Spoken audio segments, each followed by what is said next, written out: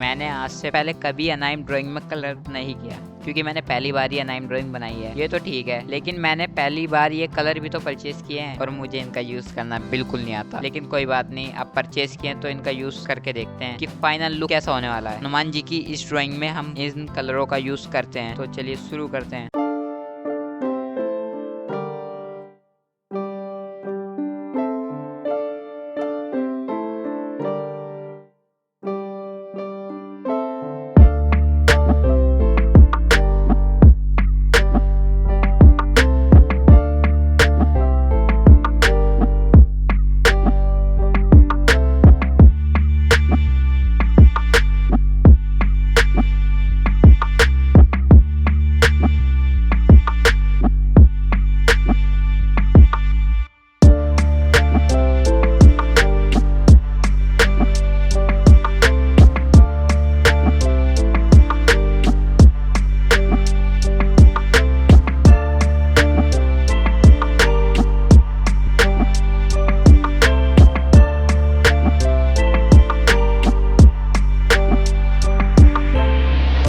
Outline tutorial का link मैं आपको डिस्क्रिप्शन में प्रोवाइड कर दूंगा।